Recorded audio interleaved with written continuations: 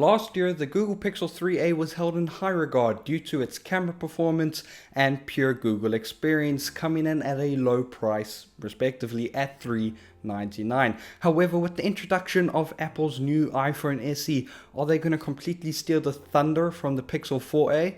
Let us discuss. How's it going, everybody? Welcome to Pixel Tech. Today's date of recording is the 18th of April, and today we are primarily going to be talking about the new iPhone SE and its place within the market. At a starting price of just $399, the iPhone SE is Apple's current cheapest offering. However, for many, I reckon it's going to be their best offering. Now, you can look at the phone in two main ways, either specs and price, or purely on aesthetics, and depending on which way you decide to look at it, you're going to churn out two very different perspectives. One of these perspectives, you're going to really like the device, and with the other, you are not. When we look at the device purely based off of aesthetics, it reminds us a lot of the iPhone 8, and that's because it essentially is the iPhone 8, and even the iPhone 8 felt dated back in 2017, so the design really does feel dated now. However, if you've ever held an iPhone 8, you'll know that it's the most adorable, compact, fast, reliable device that you've probably ever seen. The iPhone 8 may not have held cutting edge features like the iPhone 10,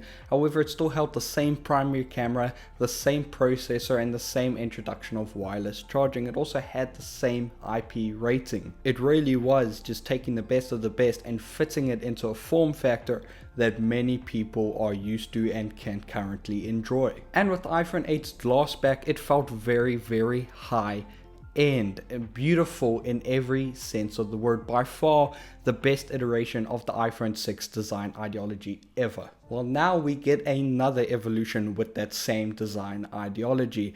So let's go through what I think are the many steps forward and one step back. Let us start with the positive steps forward. The iPhone 8 came in at a price of $699 starting, whereas the new iPhone SE starts at $399.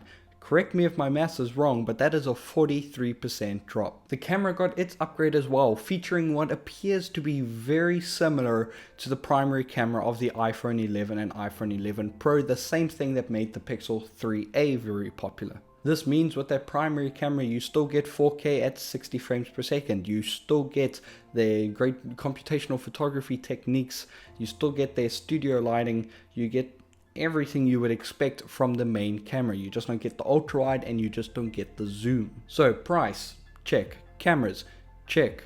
Speed, well, it features the same processors as the iPhone 11 and 11 Pro with the A13 Bionic chip, so we can expect this device to be very, very fast, especially with its lower resolution display. Now, that lower resolution display will also help out with battery. Despite the device being smaller than Apple's current offerings, we must remember that with the increased efficiency of the A13 and the lower resolution screen, we can expect the battery to be very good. In fact, Apple claims 13 hours of video playback or 8 hours if you're streaming. And lastly, in terms of connectivity with the device, you are supporting Bluetooth 5.0 along with Wi-Fi 6. No 5G, but that's to be expected considering the Pros don't even have 5G. Now, when we go back to the one step back, this is the removal of 3D Touch. Now, this is a step back from the iPhone 8 body. However, it is the same as the iPhone SE because the iPhone SE from 2016 didn't support 3D Touch either. Now, this is a step back because I really don't like haptic touch. It just annoys me. However, the phone does feature haptic touch, so you shouldn't really lose out in any major features that may have prohibited you from using like the apps on the home screen sort of thing. However, as I said, the previous SE didn't have 3D touch and the 11s and 11 Pros don't have it either because they got rid of it. So it makes logical sense, and thus it is what it is. It is what it is. So why do I think this phone is going to overshadow the soon to be announced Pixel 4a? Well, quite simply, I think if you held both of them in your hands, you would prefer the iPhone. Now, my reasoning is based off the assumption that the Pixel 4a is going to use very similar thought processes as the Pixel 3a. By this what I mean, the 3a had a plastic back and a mid-range processor. The only thing it really supported was the pure Google experience.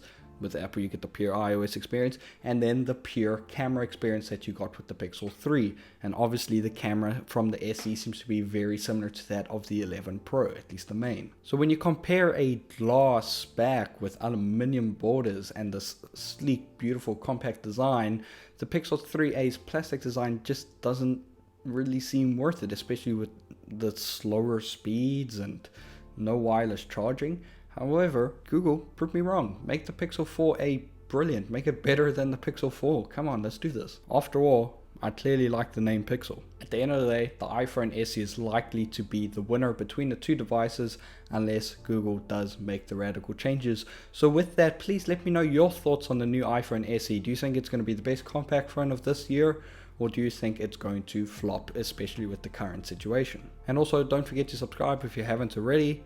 This is Pixel Tech signing out.